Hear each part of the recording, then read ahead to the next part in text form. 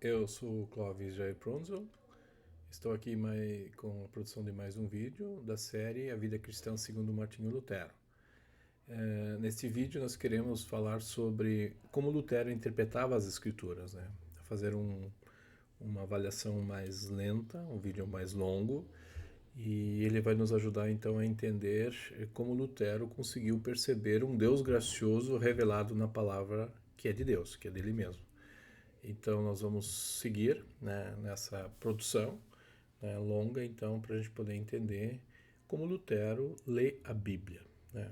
Então antes nós já vimos, em outros vídeos nós já vimos como Lutero coloca a Bíblia no dia a dia. Agora vamos aprender um pouquinho de interpretação bíblica a partir de Lutero, certo? Primeiro elemento, nós vamos discutir um pouquinho como Lutero reage ao contexto dele, tá? Próprio da época, né? Nós sabemos que Lutero é um professor de Bíblia, né? Ele também é um pregador, ele é um tradutor da Bíblia e ele é um revisor das Escrituras Sagradas, né? Antes de ser considerado um reformador, nós temos que olhar para Lutero como aquele que se encontra lendo as Escrituras, tá? Então, quando Lutero lê a Bíblia, para ele, Deus está falando, tá? E quando Deus fala, ele vai ao encontro do ser humano. Por isso, a viva voz das Escrituras ou de Deus é o Evangelho, que traz o reino de Deus em Cristo e que produz fé e vida, certo? Então, esse é um princípio fundamental para a gente distinguir Lutero dos demais personagens, inclusive do catolicismo romano, inclusive, e também das outras propostas reformadoras. É fundamental percebermos que Lutero jamais pode desautorizar a palavra de Deus, porque ela vem antes, tá? Muita gente vai substituir a palavra por outra fonte. E alguns vão dizer que o crente é que certifica a palavra, tá? Não é isso que acontece em Lutero. Quem certifica a palavra é a própria ação de Deus, que faz ou que cumpre aquilo que diz que ele vai fazer, tá? Então, para isso, Lutero usou dois artifícios, né? O púlpito e a cátedra, né? Lutero é pregador, tá? E à medida em que ele vai lendo as escrituras, analisando as escrituras, né? Esse à medida significa não é de uma hora para outra, ele vai entendendo e vai solidificando a sua caminhada. E aqui nós temos um método, né? Se nós queremos perguntar para Lutero como continuar estudando a Bíblia, ele vai dizer, não, faça estudo com cautela, medite, né? Ore sobre a palavra, ou ore a palavra, né? Depois nós vamos ver sobre a metodologia de Lutero, e torna isso vivencial, tá? Então, toda vez que a palavra de Deus vem ao encontro do ser humano, nós percebemos o quanto estamos afastados dela, né? Desta forma, Lutero percebeu que a Escritura precisa ser lida num sentido próprio, né? O sentido cristológico ou existencial. A Bíblia foi revelada não para criar um novo código, mas para resolver o problema de Adão e Eva que o próprio ser humano criou para si mesmo, né? Nesse sentido, Lutero sempre vai dizer que todo aquele que lê as Escrituras é um teólogo que está à luz ou ao pé da revelação da palavra de Deus, que é a cruz, tá? Nós vamos falar num outro vídeo sobre a teologia da cruz, ou o teólogo da cruz, que acho que é melhor. É isso que começa aqui. Então, nós estamos diante de uma realidade existencial. Então, quando a Bíblia me lê, ou a Bíblia me anuncia algo que eu não conheço, é o caso de Adão e Eva, que é uma promessa do Salvador, porque eles quebraram a vontade de Deus, então precisa ser conhecido. Tá? Então, contrário ao pensamento medieval, que definiu a história humana como nada além de um acidente inconsistente do eterno espírito, Lutero foi ao encontro do sentido literal da palavra de Deus. Tá? E dessa forma ele minimiza, ele não consegue se ver livre da, da análise medieval, que se buscava no mínimo 4 sentidos para o texto bíblico, né? Um sentido gramatical, né, literal, tá? Um sentido espiritual, um sentido parenético, o que eu posso fazer para isso, e um sentido que visualizava a eternidade, né? Especialmente um aspecto escatológico, né? Essa análise medieval que Lutero continua fazendo, ela mesmo depois que descobriu o sentido literal próprio e a ênfase no sentido gramatical, está muito presente ainda entre nós, né? Nós buscamos nas escrituras, às vezes, uma palavra para a nossa experiência, tá? Quando na realidade a palavra de Deus é a experiência do próprio Deus, né? E se olharmos para a revelação de Gênesis e Apocalipse, nós vamos ver como Deus continua agindo em favor da sua criação, tá? Se olharmos para Lutero, no seu comentário a Gênesis, né, nós percebemos que Lutero ele olha para aquilo que está escrito, tá? A palavra de Deus, antes de ser escrita, ela é uma manifestação do próprio Deus. Deus fala, né, lá em Gênesis 1, tá? E Deus fala, e a partir de Gênesis 3, o conteúdo do que Deus fala precisa ser cristológico, tá? Então, Cristo está presente desde a primeira página da Bíblia. Cristo não está presente só nos evangelhos, né? E esse é um aspecto que aproxima o Antigo do Novo Testamento. Então a Bíblia é uma só. A história de Jesus antes e depois, ela não quer dizer que Jesus não esteja presente já no Gênesis, né? Um outro elemento importante é percebermos que a Escritura, ela mesma dá significado para ela, não é o leitor, tá? Isso nós vamos ver, por exemplo, quando Lutero diz lá em Worms, né? Se vocês me provarem pelas Escrituras e pelo uso apropriado, pelo uso apropriado das Escrituras, eu vou mudar de opinião, tá? Então, Lutero vê essa revelação dentro da história da humanidade, né? Lutero sempre se coloca diante da cruz, sempre diante do revelado, tá? Que é Jesus Cristo, né? Por isso a interpretação não pode ser alegórica e ela precisa levar em conta um contexto de proclamação, de querigma. Tá? Não é um método literal, né? Não é um método expositivo, né? Onde o exercício mental, né, acende a fé do indivíduo. Não é isso, né? Quem é que age com a palavra anunciada é o Espírito Santo. Tá? Então, para revelar Jesus Cristo, não são exercícios nossos, tá? Não é o exercício do pastor, do pregador e do ouvinte, mas é um exercício de Deus com o crente. Isso está muito claro, por exemplo, da conversa de Jesus com Pedro, né? Onde quando Pedro confessa, né, respondendo à pergunta de Jesus, quem vocês dizem que eu sou? Né? E aí Pedro revela o Filho de Deus. E esse Filho de Deus, como nós vamos ver lá em João, né, quando os discípulos pedem também, mostre-nos o Pai, né, pedem para Jesus, e Jesus diz, né, se vocês estão me vendo, vocês estão vendo o Pai. Tá? Essa é uma interpretação querigmática, tá? Então esse é um anúncio, né? Ali o Espírito Santo está agindo presentemente. Tá? Nós podemos olhar, então, com quem, contra quem, não sei, mas como Lutero, então, vai solidificar a sua interpretação bíblica. Nós temos que olhar para, por exemplo, uma leitura humanista das Escrituras, né? Nós fazemos uma leitura humanista, né? Nós levamos em consideração o texto. Inclusive, Lutero usou ferramentas humanísticas, né?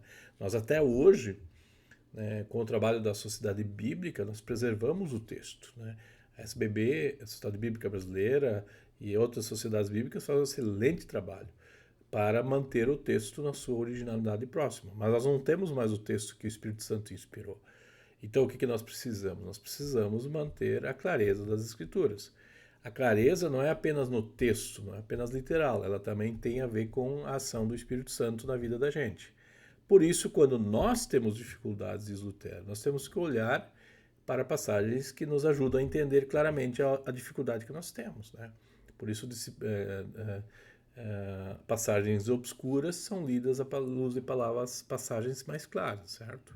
Então, nesse sentido, Lutero descreveu, né, uma clareza, né, interna, que é o próprio texto, né, que o Espírito Santo usa para uma clareza externa, né? O Espírito Santo usa a palavra, que é a Escritura, que é o texto, tá? Para nós entendermos Cristo ou a revelação de Cristo. É isso que, por exemplo, Erasmo não percebeu.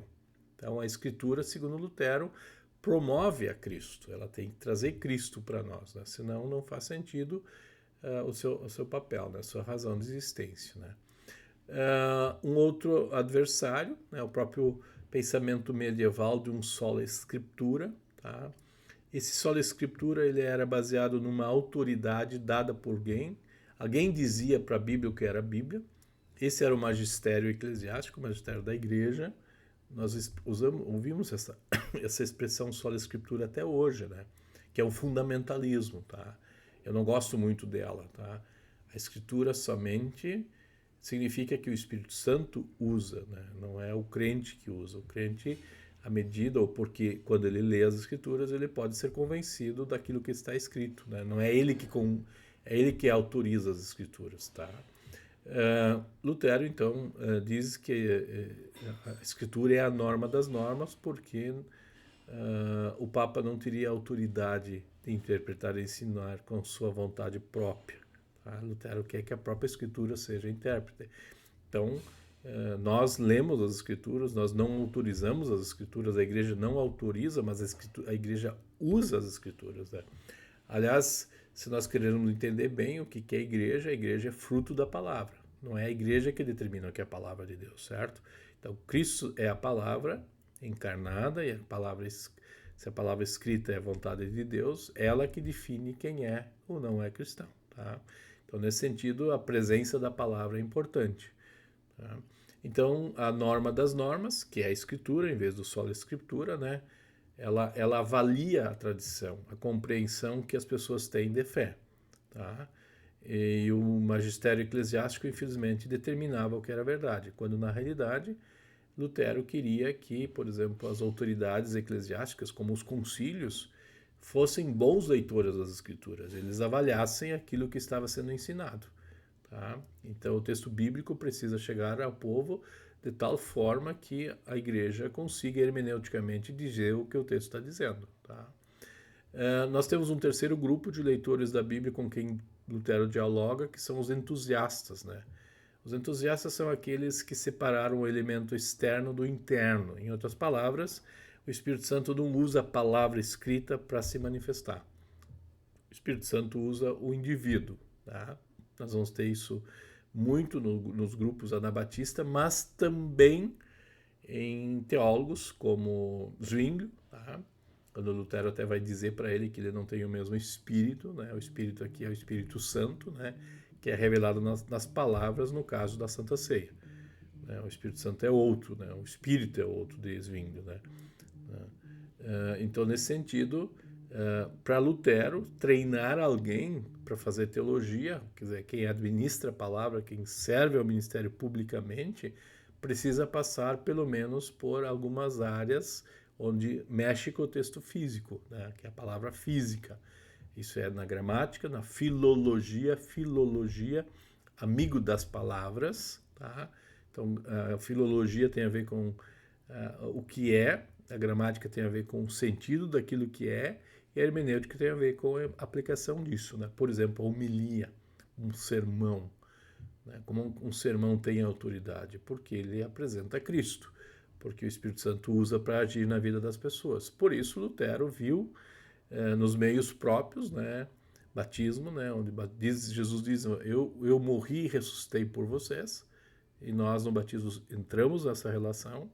Na proclamação do Espírito Santo nos convence da nossa condição e nos anuncia Cristo, né? E na Santa Ceia, onde nós antecipamos o juízo eterno. Né? Então, participar da ceia significa, em outras coisas, dizer que o inferno, né, é um remédio da eternidade, né? Porque Cristo está conosco. Né? Jesus disse que nós, comendo e bebendo o seu corpo, teríamos o remédio da eternidade. Tá? Se você quer saber se você tem garantia da eternidade, participe da Santa Ceia. Vamos falar sobre Santa Ceia em outro contexto.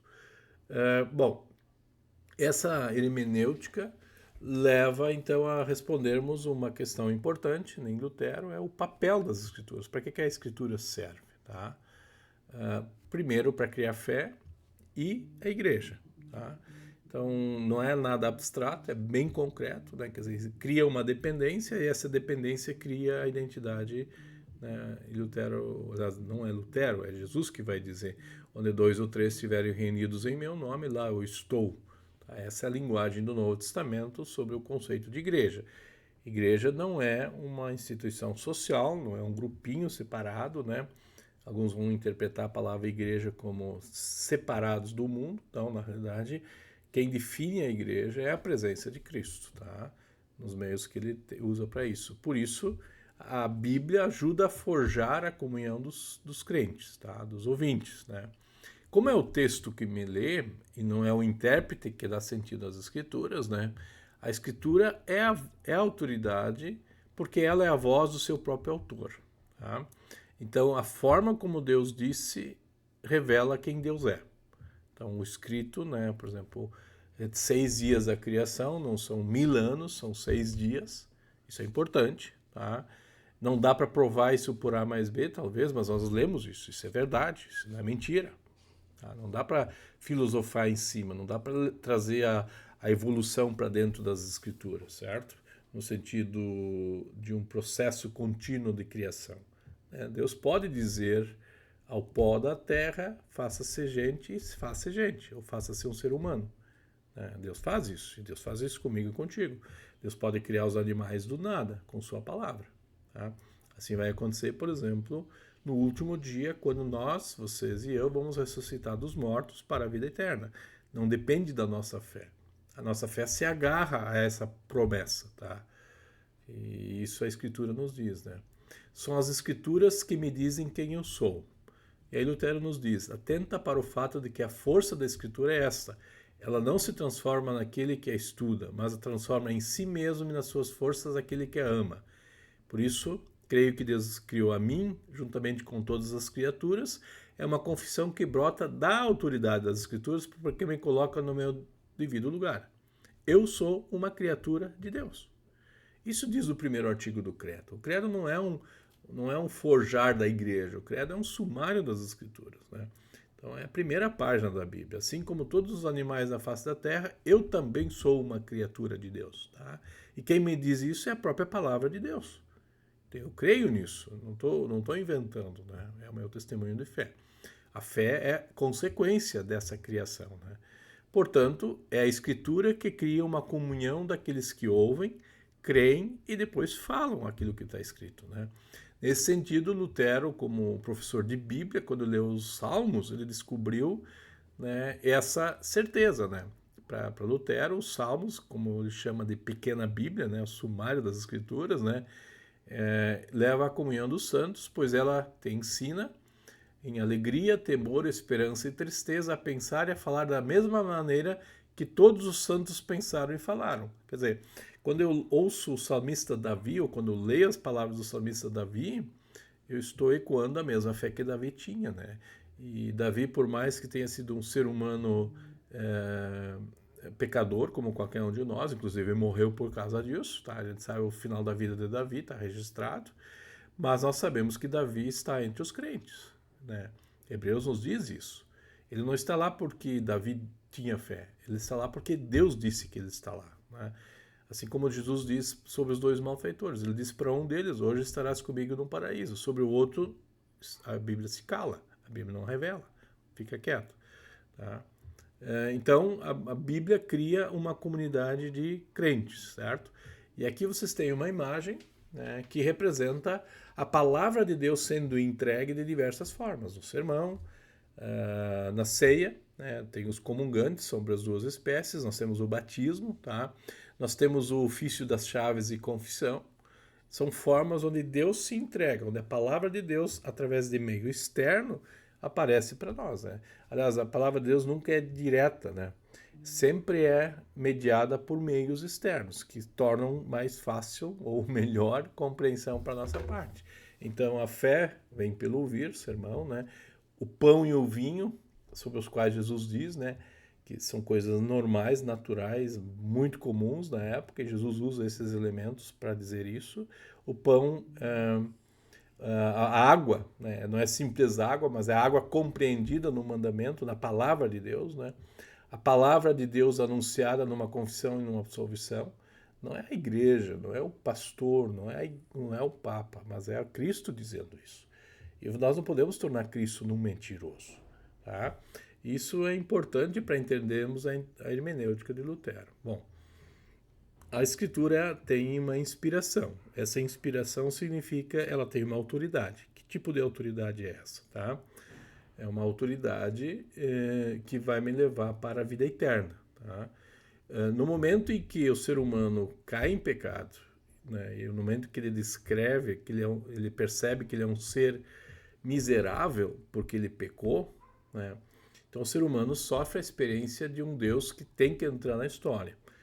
Adão e Eva sabiam antes da queda em pecado que eles iriam morrer, tá? A palavra de Deus tinha dito, olha, se vocês comerem desse fruto, vocês vão morrer. Eles pecam depois. Isso é Gênesis 1.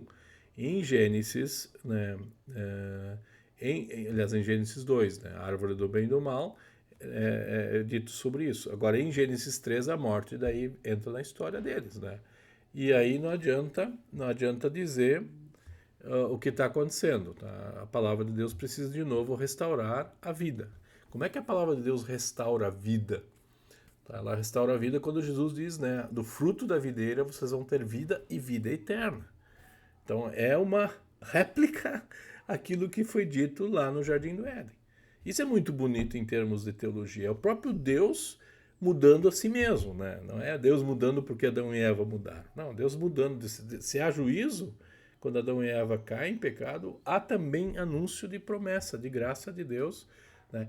Isso é importante em termos hermenêuticos, certo? Nesse ponto, Lutero diz que há um método de ler a Bíblia. Lá em 1539, prática ao final da vida, ele estabelece a oração, a meditação e a tentação. A oração é o contorno, né? A oração não é uma coisa que brota de um filho pedinte, né? A oração, ela é inspirada pelo Espírito Santo, né? É uma contínua inspiração através das Escrituras que a fé em Cristo é criada e sustentada. A oração aqui tem a ver com um monge no mosteiro, né, que ora. Ele geralmente usava a repetição dos salmos, né? E aqui Lutero então coloca a oração, né, a oratio, né, como conteúdo bíblico, né? Isso a gente pode ver, por exemplo, no Catecismo de Lutero. A oração não é um filho mimado querendo que o pai faça as vontades do filho. Pelo contrário, o filho sabe o que pedir, porque a palavra de Deus, o Espírito Santo revelou. Por isso o Pai Nosso, em Lutero, está logo depois do credo, do terceiro artigo do credo do Espírito Santo. Então é aquela identidade que o filho tem dada pelo pai. Okay? Isso é importante na interpretação, porque nós queremos manter a autoridade das Escrituras, certo? Então a oração, oratio, é isso, né? Lutero entende que as Escrituras continuam vivas e ativas como palavra de Deus, que é o espaço da ação do Espírito Santo. Portanto, a oração nada mais é do que a leitura e, em oração, a meditação. Tá? Então essa é a dimensão existencial, né, que Lutero tem. Né? Estou muito feliz com o que tenho, a Escritura Sagrada, que abundantemente ensina e alimenta com todo o necessário para esta vida e para a vida que há por vir, diz Lutero no seu comentário a Gênesis. Portanto, oração, oratio, para Lutero, envolve os ouvidos, engaja o crente e a mente daquele que recebe a palavra de Deus em fé. Com aquela história do filho que conhece o Pai. O Pai Nosso começa assim. O Pai Nosso começa com a revelação de Deus.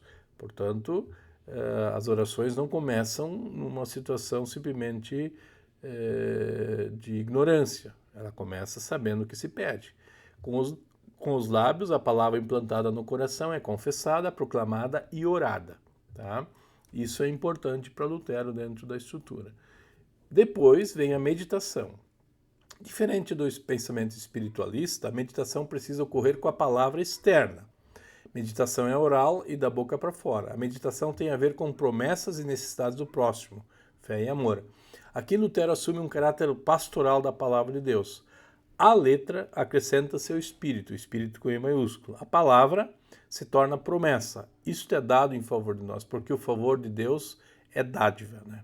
O favor de Deus não é uma nova exigência, não é um novo pacto, como havia na igreja medieval e como está muito presente em algumas igrejas hoje.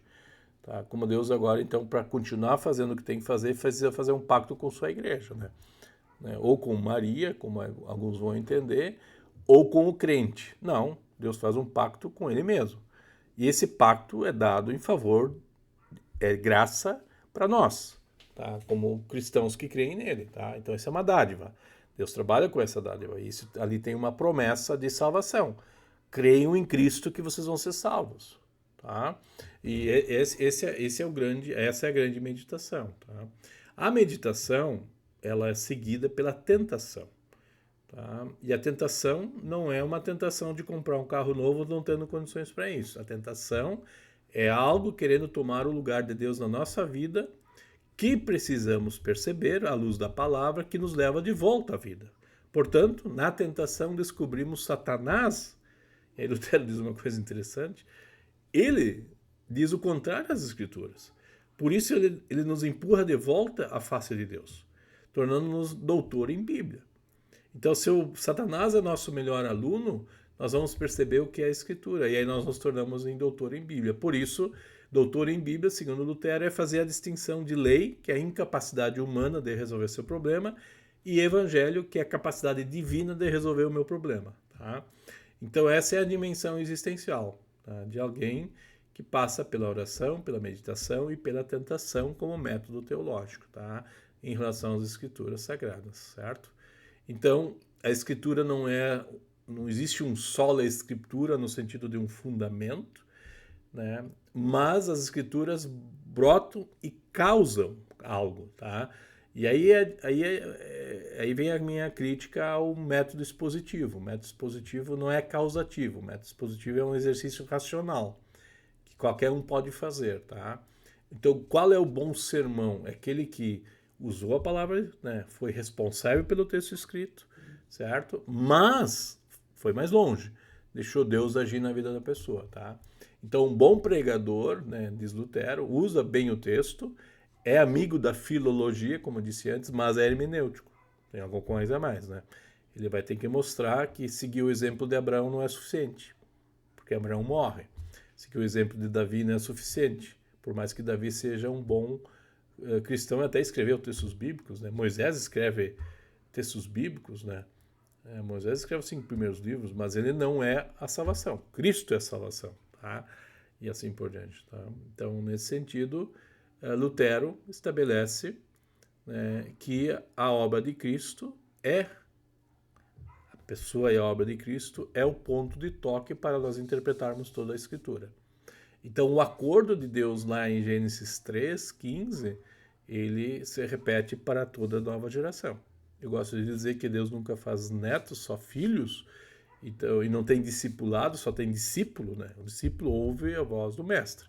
O discipulado é você ouvir através de outro o que o mestre falou, tá? Se é netos, né? Não, Deus só faz filhos, né? Então, assim, Adão teve que ouvir que havia uma promessa e não era Caim o cumpridor dessa promessa, era o filho do descendente. Noé teve que aprender isso de novo, tá? Abraão teve que aprender isso de novo, Jacó teve que reaprender isso e assim por diante. Então, a cada geração, Deus precisa fazer filhos, e isso ele faz em Jesus Cristo, tá? Por isso, a cristologia e a soteriologia, ou a pessoa e a obra de Cristo e o que ele faz por nós, são a pedra de toque na leitura das Escrituras segundo Lutero. Aí nós vamos para a utilidade. Para que as Escrituras servem? Tá? E aí nós temos o desdobramento da teologia ou do conteúdo da cruz, tá? Que nós como teólogos manuseamos. A cruz é onde Cristo está. Tá? Se nós estivéssemos no primeiro século, em Jerusalém, no dia da crucificação de Jesus, alguém perguntaria para nós onde é que está teu Salvador. A gente apontaria para a cruz. Lá está meu Salvador. Por mais que alguns vão debochar de Jesus, né? Chamando ele de rei dos judeus e assim por diante. Na realidade, esse é meu Salvador. Ele não é meu rei, ele é meu Salvador, que está lá. Tá? Então, essa é a utilidade das Escrituras. Bom, as Escrituras servem para nos ensinar, né? E aqui nós temos a ideia que a Escritura nos ensina a distinguir entre a minha responsabilidade e a responsabilidade de Deus. O Evangelho é isso, tá? Isso é importante, né? Então, desde Gênesis, a história dos personagens envolvidos na obra de Deus, né, também fazem distinção entre aquilo que é próprio e aquilo que é, né, próprio de Abraão e próprio de Deus. Né? Abraão leva teu filho para ser sacrificado. Eu vou te dar uma aula de teologia. E aí alguém outro substitui o filho de Abraão. Né? Então, dentro dessa dimensão, Deus conversa com a gente, Deus nos ensina. A Bíblia serve para repreender. Tá? Repreender significa eu não consigo resolver meu problema, alguém outro precisa resolver. Adão e Eva precisaram perceber de que o filho deles nasceu, o primeiro filho, que é Caim, não seria o Salvador, porque vocês viram, Você sabe o que Caim fez, né, na sequência, matou seu irmão. Então os crentes precisam manter o seu foco naquilo que Cristo vai fazer por eles, tá? Então as histórias do Antigo Testamento são essas, né? Quando Davi pecou com Batseba, enquanto seu filho aquele filho gerado na relação não morresse, Davi não tinha paz. O filho morrendo, Deus assume para si o filho, né, gerado, né, fruto do pecado. Né, Deus disse: eu vou assumir o teu pecado. Isso Deus faz em Jesus Cristo na nossa vida. Por isso, a repreensão é perceber que você não pode resolver teu problema. E ninguém vai resolver. Senão é a teologia da glória. Por isso nós temos a teologia da cruz. Portanto, o amor de Cristo, expresso em sua morte sacrificial e sua ressurreição restauradora da vida, coloca tudo o que se encontra nas Escrituras no seu devido lugar, que é: a obra de Deus é oculta na cruz. Não é na glória, é na cruz, na teologia da cruz. Tá? Portanto, o ato de salvação de Deus na cruz e a ressurreição de Cristo formam o centro da compreensão de Lutero sobre a história humana e a vida diária individual do crente. Isso não é novidade, tá? Paulo ensinou isso, certo? O Antigo Testamento está cheio de registros, né? Jó, quando percebe de que Satanás mexe com a vida dele, ele entra em colapso, né? Aí Deus precisa vir ao encontro e dizer: olha, eu sou o Criador. Tu podes ter a saúde restaurada, sim. Tu perdeste bens, perdeu filhos, mas eu estou antes de você. Então não te preocupe, deixa as coisas nas minhas mãos, tá? E é exatamente assim que Deus nos repreende, dizendo: você não pode te salvar, deixa eu salvar você, tá? Por isso Lutero vai dizer para Melanchthon: ser um pecador e peca com coragem. Mas com coragem ainda crê e alegra-te em Cristo, que é o vencedor sobre o pecado, a morte e o mundo. Aqui não está sendo dito que tu tem que fazer pecado para a graça ser maior. O apóstolo Paulo diz isso, diz o contrário. Porque nós não podemos deixar de pecar. As nossas escolhas sempre são entre mal maior e mal menor. Isso é importante, por exemplo, quando nós discutirmos o nosso ethos, a nossa ética. Nossa ética não nos leva para o céu. A nossa ética nos faz melhor viver nesta vida. O que nos leva para o céu é Jesus Cristo, tá? Portanto, tudo, né? E esse é o grande pregador, aquele que aponta para Cristo. Né? Se você não conseguir apontar para Cristo, você não pregou o Evangelho, né? Você não foi, não foi disciplinado. A correção. A correção é aquilo, vem ao encontro do que eu já falei, é chamada troca feliz. Acontece a troca feliz quando Cristo toma o meu pecado sobre si e quando ele coloca sobre mim o perdão, a vida e a salvação. Tá? Lutero diz aí no seu comentário, no seu da Liberdade Cristã, em 1520, né? A alma significa não o interior, né? Lutero fala muito do interior, né? O interior e o exterior. Tá? Lutero não tem aquele conceito grego de corpo, alma e espírito, né? A alma é copulada, a alma é aquele ser vivente que o Espírito Santo soprou para nós em Gênesis, é copulada, né, juntada com Cristo, como a noiva com o noivo. Sacramento pelo qual Cristo e alma são feitos uma só carne. Efésios 5. Isso nos lembra a criação original, tá? Então, a entrada do Espírito Santo na nossa vida recupera a doutrina da criação original dada por Deus. Assim nós nos tornamos, né, Cristo, o noivo, e nós, a noiva, a igreja, uma só carne. Tá? E aí nós somos casados perfeitamente com a linguagem de Paulo em Efésios 5. Essa é a linguagem. Né? Então, Cristo se dá por nós, né? Cristo é cheio de graça, vida e salvação. A nossa alma está cheia de pecados, morte e condenação. E aí a justiça de Cristo se torna a nossa justiça. A justificação pela fé não é a fé do crente, não é a fidelidade do crente, não é algo interior, é algo exterior que é nos dado. Tá? Então cuide um pouquinho com o termo justificação pela fé. Quem é fiel, né, é o Cristo que nos dá isso. Tá? Eu continuo sendo infiel, minha alma continua sendo mortal, né, cheia de pecados, né, sujeita não, ela vai ser condenada. Né? Até agora ninguém sobrou para contar a história. O salário do pecado sobre mim continua valendo. Eu sou mortal, mas por causa de Cristo eu sou imortal. Tá? Por causa da graça que é me dada em Cristo. Tá? Deus continua não gostando do pecado e não gostando do pecador. Tanto é que o salário do pecado continua sendo a morte do pecador. O pecador continua morrendo. Ou vocês conhecem alguém que sobrou? Deus tem alguns lá que Deus reservou para não passar pela morte, tipo Moisés, né? Mas são poucos, são 3 ou 4, certo? Os que Jesus ressuscitou voltaram a morrer. Lembra de Lázaro? Eles não permaneceram, né? Eu sou a ressurreição de Jesus, não é Lázaro, né? Então Cristo é o noivo que tem a tarefa de aceitar o que é da noiva e compartilhar com a noiva o que é seu. Então a noiva sou eu, a igreja, o cristão, que compartilha a sua sujeira teológica com o noivo que é puro e santo. Tá?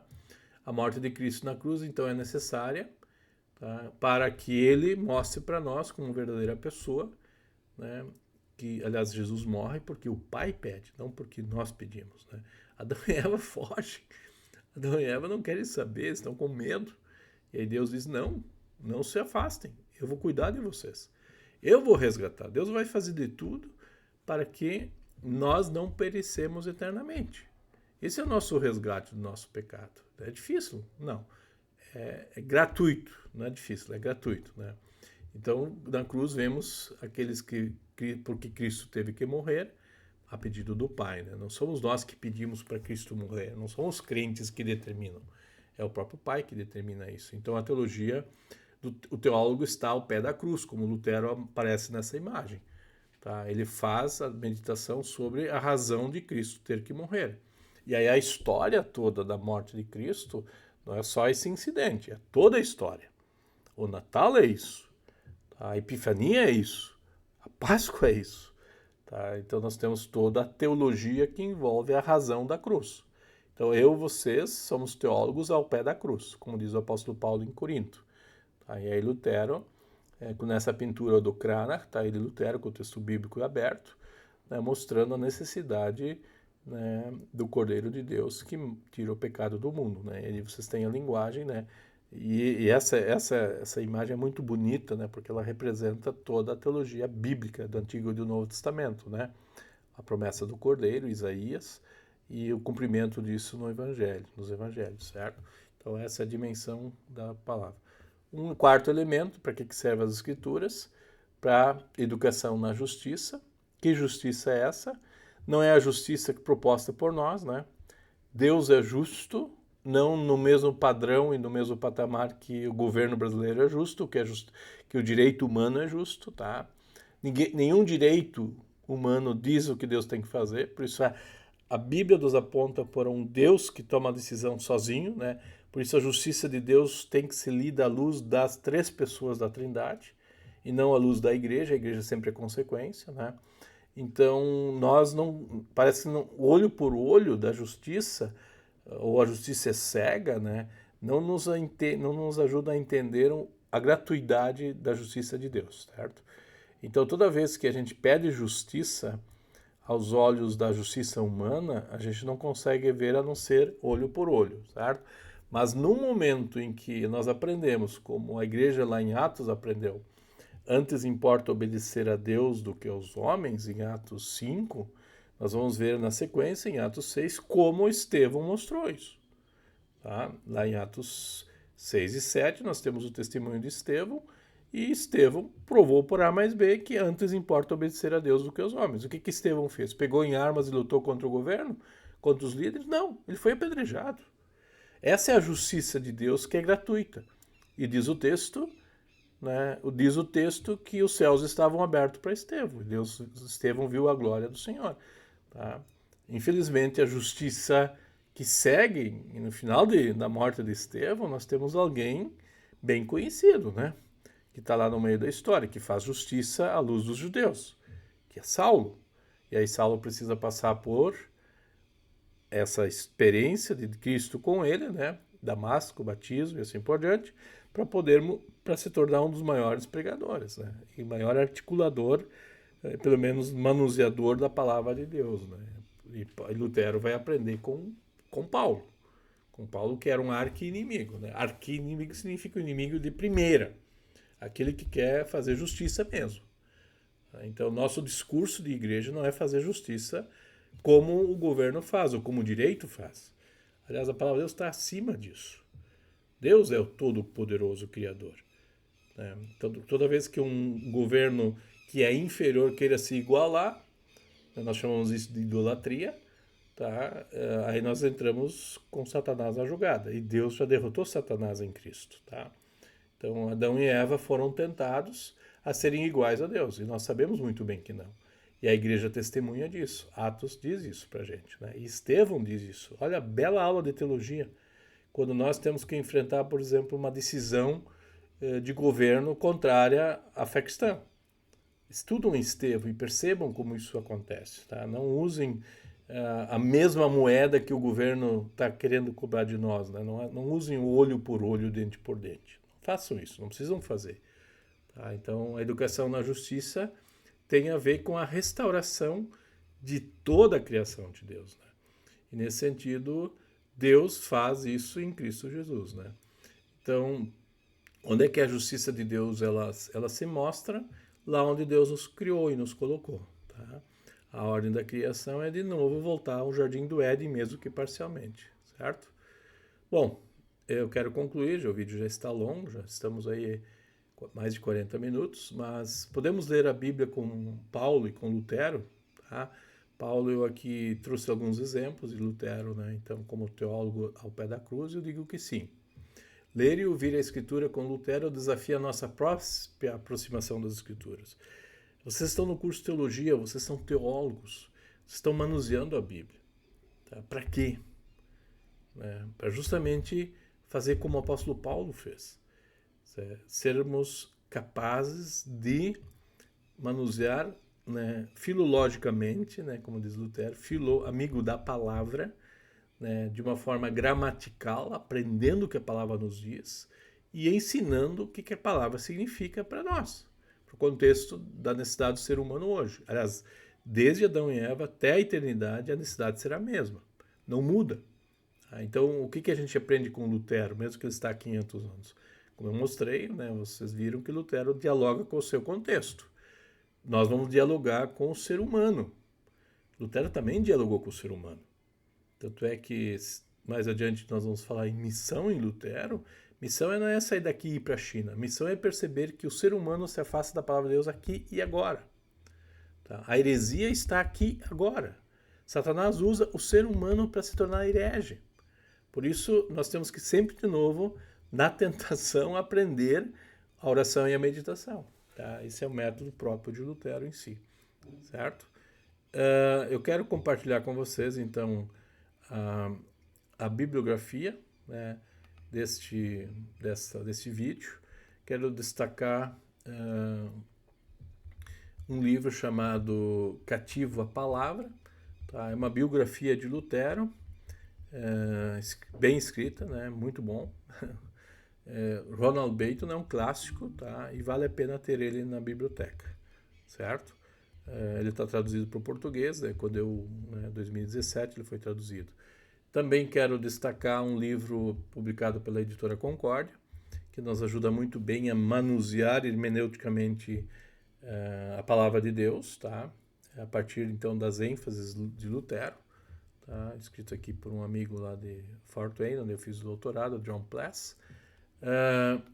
Quero destacar aqui um livro do 8º Simpósio Internacional de Lutero, promovido pelo Seminário Concórdia, que foi publicado agora, também disponível na editora Concórdia.